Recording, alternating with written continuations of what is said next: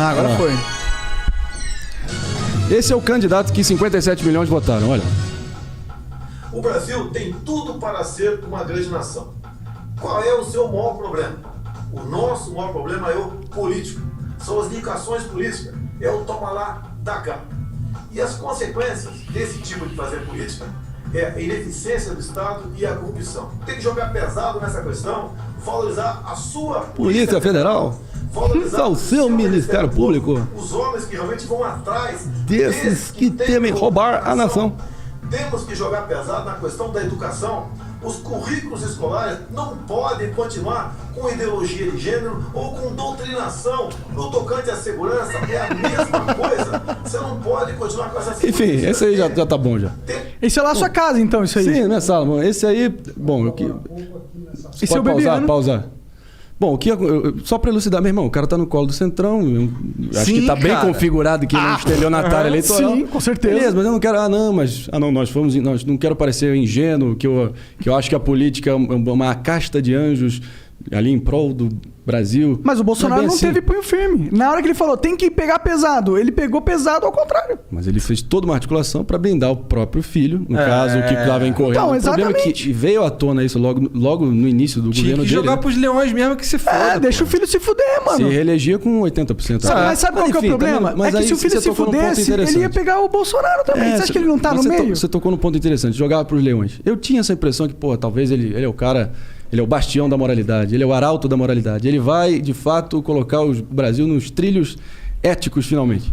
Bom, fato é que esse vídeo aqui foi gravado 6 dias antes do Bebiano falecer.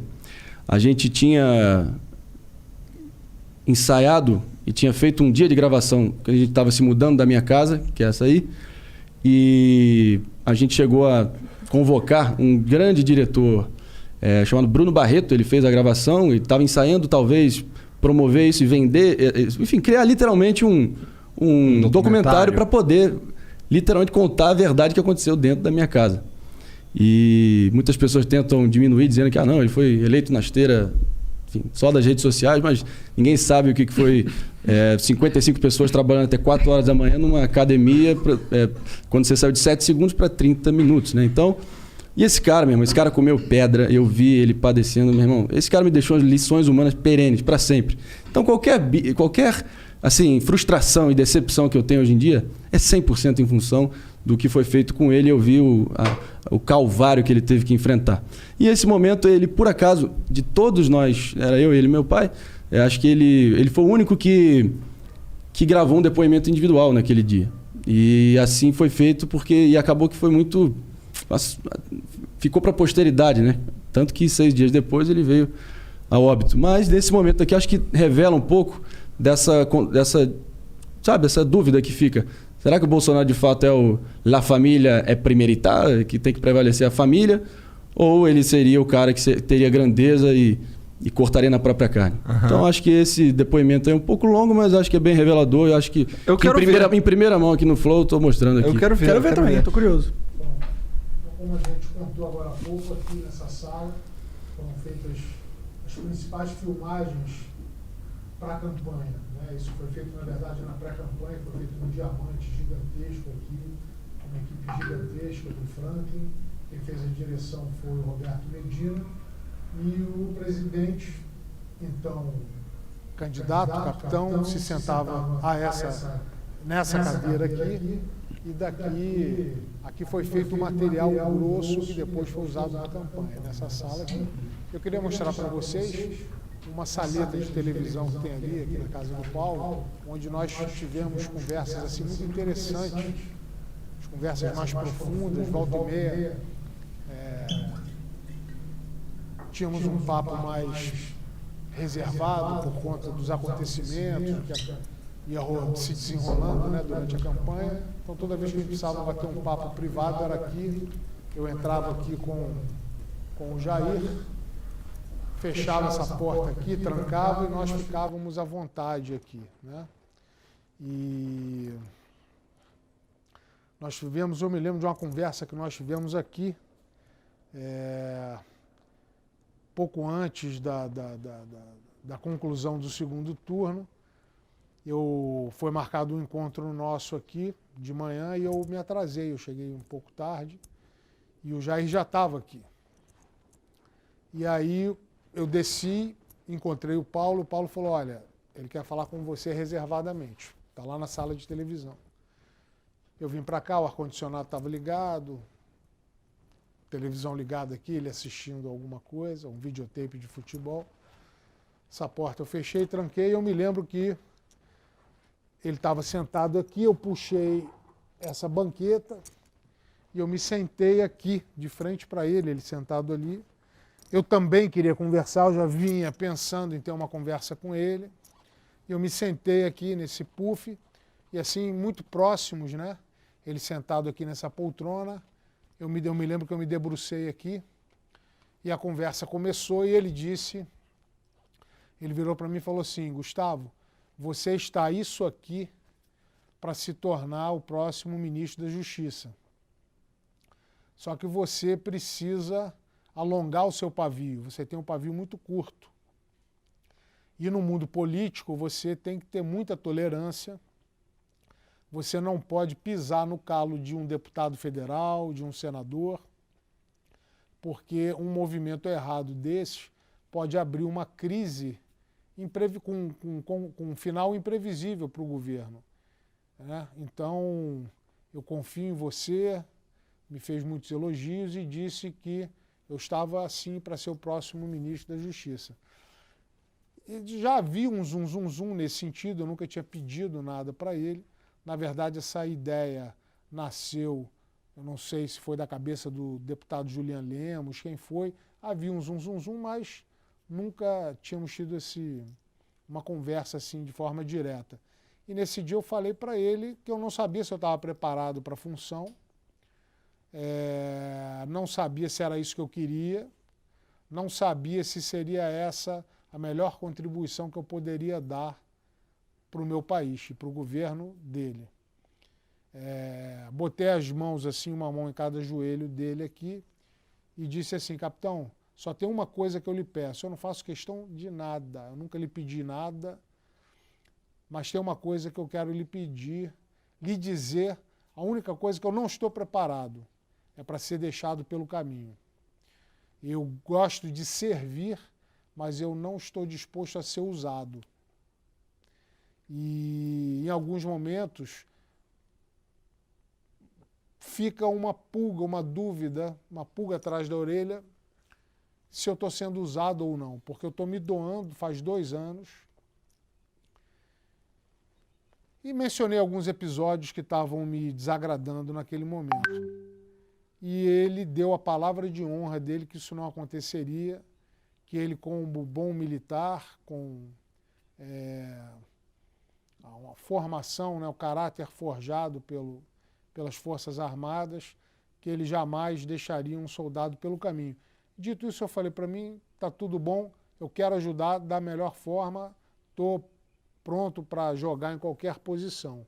Eu só não estou pronto para ser deixado pelo caminho. E essa foi uma das conversas que houve. Eu me lembro de uma outra conversa, dessa vez ele estava sentado ali, no sofá, nessa parte de trás. E nesse dia estávamos eu, ele e o hoje deputado Julian Lemos da Paraíba, que foi uma das pessoas que mais se dedicou, que mais ajudou o presidente, mais ajudou o Jair a chegar lá. Né? O Julian coordenou a campanha em todo o Nordeste, foi precursor naquela região, que é muito difícil, né? Uma região tradicionalmente do PT. Estávamos nós 3 aqui. E num dia anterior o Carlos tinha irritado muito a todos nós por conta de ataques infundados, gratuitos, que ele tinha feito nas redes sociais em relação a uma série de pessoas, inclusive pessoas da equipe de comunicação, que trabalhavam muito aqui para que o projeto fosse bem sucedido. E o Carlos disparou a metralhadora giratória por conta de ciumeira. E nesse dia o Jair virou para mim e falou assim, ô Gustavo, processa ele. Processa ele. E eu disse para ele, capitão, seus filhos não. Os seus filhos não. E ele disse, mas o moleque tem que aprender. Está na hora dele aprender. talvez eu tivesse sido um acerto ter seguido a orientação dele, processado o Carlos, talvez se ele tivesse tomado um susto, amadurecesse um pouco, porque ele não tem a mínima ideia do mal que ele faz às pessoas. Mas, enfim, houve várias conversas aqui, toda vez que era preciso, como eu disse, um papo mais privado, tratar de um assunto com maior reserva, nós vínhamos para cá, fechávamos essa porta e conversávamos aqui. Além disso, principalmente depois da facada, aqui era o lugar em que ele dormia, ele descansava depois do almoço. Ele precisava repousar, não dava para manter o ritmo frenético que nós imprimíamos antes do incidente, da facada.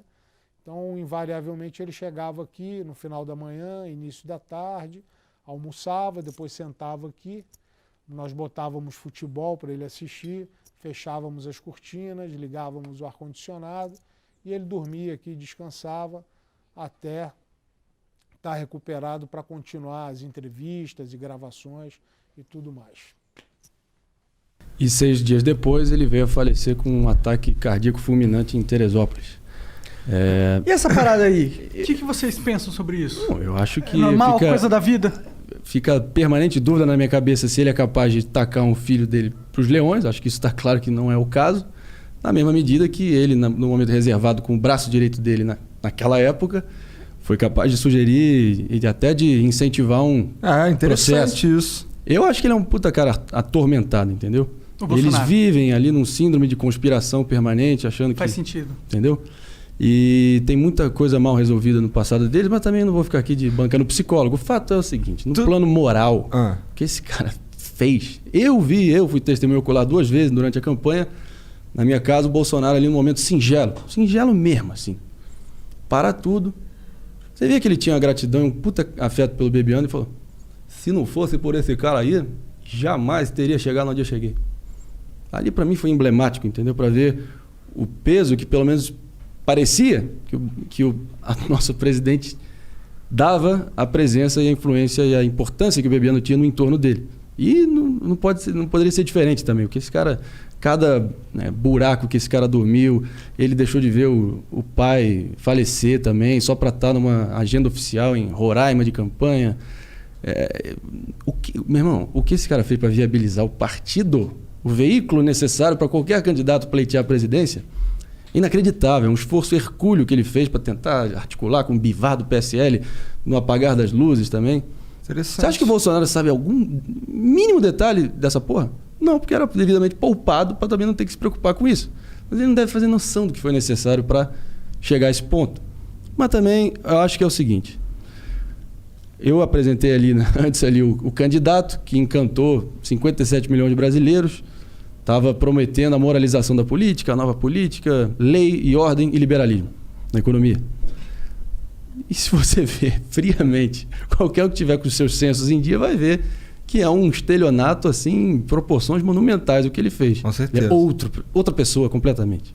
Eu vou dizer, dê poder à pessoa e verás quem és. O poder corrompe absolutamente. Tem as frases aí que perduram os anais da história que podem tentar explicar isso, mas eu acho que ele é uma pessoa falha no plano moral e, ao mesmo tempo, ainda tenta se erguer como o tiozão, turrão,